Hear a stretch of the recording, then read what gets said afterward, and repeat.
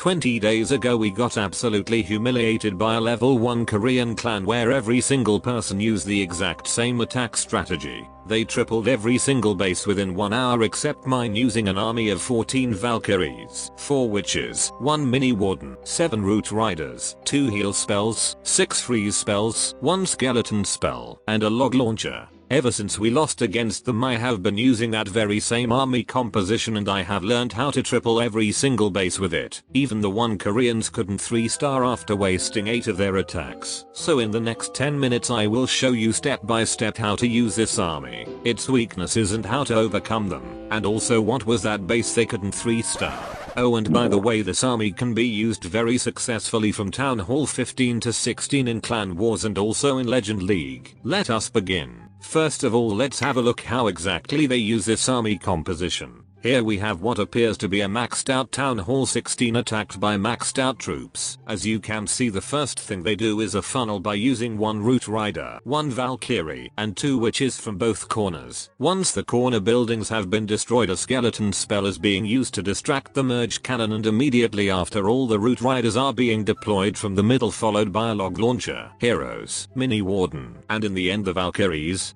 Now comes a rather surprising part where they will pop that Grand Warden's ability early even though the troops have barely made it to the base. As soon as the Eternal Tome effect is about to expire, freeze spells are being used on groups of key defenses like scatter shots, monolith, and the Town Hall. Also heal spells are being dropped on troops that are low in health. For the hero equipment they are using a very common Giant Gauntlet Rage Vial combo on the BK, default abilities for the Queen, Eternal Tome and Rage Gem for the Grand Warden, and the default option for the Royal Champion. What seemed to be absolutely vital for this strategy to work is the Rage Gem on Grand Warden, as every single of those Koreans were using it with this army. Even though this particular attack ended up being quite clutch, it was still impressive for a spam army. In most instances bases got absolutely wrecked, as you can see right here, with most of the army still being alive. After I had watched and analyzed every single replay, I copied their army and experimented with it in Legends League for a while and eventually in Clan Wars. For now, me and my recently created Clan BK Blinders have used this strategy to dominate majority of the Clan Wars. And here is the final full army composition alongside with the CC troops. Everything stayed the same except I swapped the CC heal spell with a rage spell, and I will explain why. In order to 3-star with this army, it's very important to pay close attention what I am about to share with you. First of all, picking the correct side. If you are going to pick the wrong side, then you are screwed. I have seen plenty of attacks where people start from the wrong side, resulting in them getting a 2-star. So the main thing you want to pay attention to is the location of the Town Hall. Currently half of the base designs have Town Hall placed somewhere in the outer areas, and this is where this strategy has its strength. When you see a base like this, then you immediately know you are going to attack using this side or that side. Once the side has been picked, it's time to attack. When it comes to attacking itself, then at the beginning we have to create a funnel. As we saw earlier, then the Koreans were using 1 root rider, 1 Valkyrie, and 2 witches for the funnel, and this is the default way of doing it. If you see a base like this, then use the same troop combo for the funnel. But let's say the base you have to attack has an area like this, then you might have to use some extra troops or a spell. Because creating a funnel from the bottom side takes longer than from the right side, then we will start with that first. We will start by dropping that skeleton spell on those high damage single targeting defenses to distract them. Then we will deploy 1 root rider, a barbarian king, 2 witches, and 1 Valkyrie to clean out those buildings. Now is the time to do the same thing from the right side corner, but without using any extra troops or heroes. It will be simply 1 root rider and 2 witches. Once the outer buildings from both corners have been cleaned up, it's time for the main attack, which is to spam on all the root riders along the side, followed by the mini warden, log launcher, rest of the heroes, and in the end, the Valkyries. Before we move on, there are 2 really important things you have to know about the placement of the log launcher. When you are planning out your attack, try to think through where you are going to get the most value from the log launcher. If there is an invisibility spell tower somewhere near the town hall, then you might want to angle your whole attack so that the log launcher can trigger the invisibility before any of the troops get there. Also, you want to deploy it so that it would damage as many key defenses as possible. But always make sure that the root riders will be deployed first so that the log launcher would keep rolling as as long as possible without being damaged. Let's move on to the next part, which is triggering the Grand Warden's ability. It might sound weird to a lot of people, but Eternal Tome should be used as soon as all the troops have been deployed.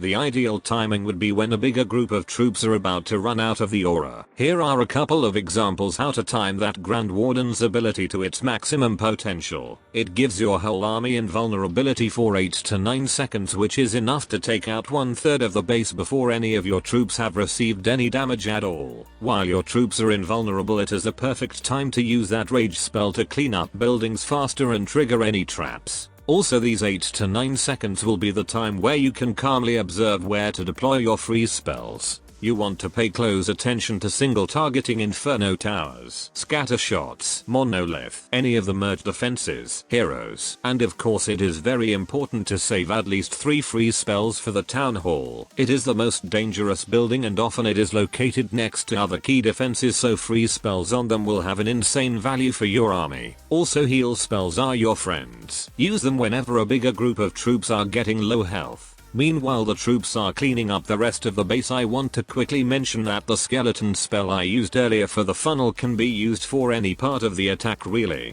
This skeleton spell comes really handy when you need to distract whether a single targeting inferno tower, a monolith, or anything that deals a high amount of damage to a single target. When it comes to Town Hall 15, then the army camp size is exactly the same, so the deployment and everything works exactly the same way. As you can see, my guy Ren's are absolutely destroying this base like nobody's business. I am not even sure if any of his troops died there. That's how OP this attack strategy is. In case everything I just explained seems too complicated for you, then my mate Lucas has been bullying those top bases with the same army composition but a rather different deployment strategy. If you can't be bothered to funnel troops, then it might happen that a simple spam can also triple the semi-max Town Hall 16 base. As you can see, my guy has full confidence in his ability to 3-star this base, as he doesn't even find it necessary to send in that priest from Age of Empires for the HP buff. I don't know how Lucas does it, but he ends up having most of his heroes alive and with almost full hit points. Even though he absolutely crushed that base, then it's not always so easy, because this attack strategy has 2 major weaknesses when it comes to base layouts. But no need to worry, as I have worked out how to overcome those weaknesses. First weakness is a layout where the town hall is placed in the center of the base, and the second weakness is if a base has double poison towers. And the worst case scenario is if a base has both centralized town hall and double poison towers. This is actually the very reason why those Koreans couldn't come even close to 3-starring my base layout, which I have to thank Itsu for. This base can't be tripled by this exact army, but it can be beaten after making a few tiny adjustments to the clan castle troops. What you have to do is take a blimp instead of a log launcher, and instead of root riders take the good old Yeti blimp to destroy that town hall before any troops step their foot in there.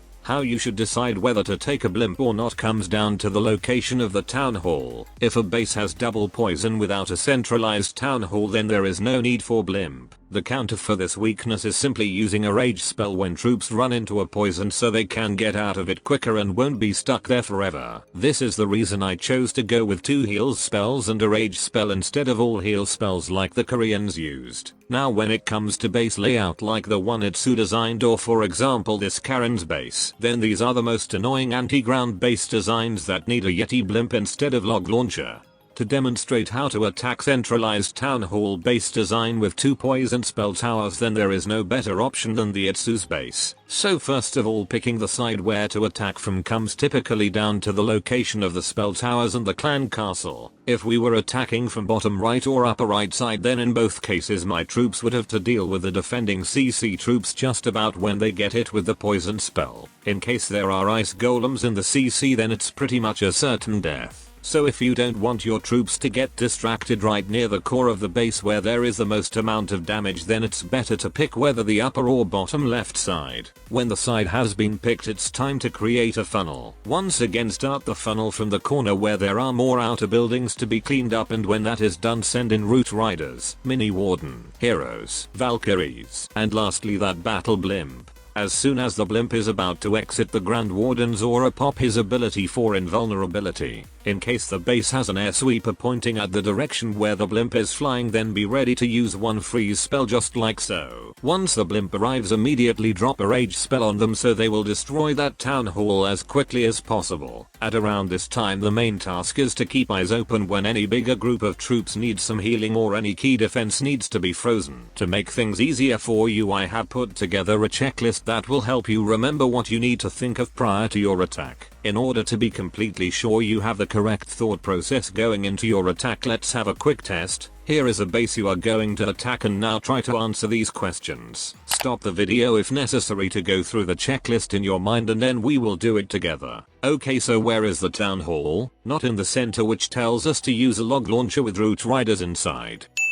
What side should I attack? Due to the location of the town hall, it will be whether upper left side or bottom left side. Between these two, I would go with the upper left side. From which corner should I start the funnel first? Since both corners have about the same amount of buildings, then the second thing is to funnel that side first where the troops will get less damage, which is the left side corner. Do I need to use more troops or a skeleton spell for the funnel? No, we can go with the default option, but for the upper corner we have to use skeleton spell to distract at least some of the defenses. Where should I deploy my log launcher? Since we are using the upper left side for the attack, then there are two angles where the log launcher gets the most value from, and these are whether from here or here.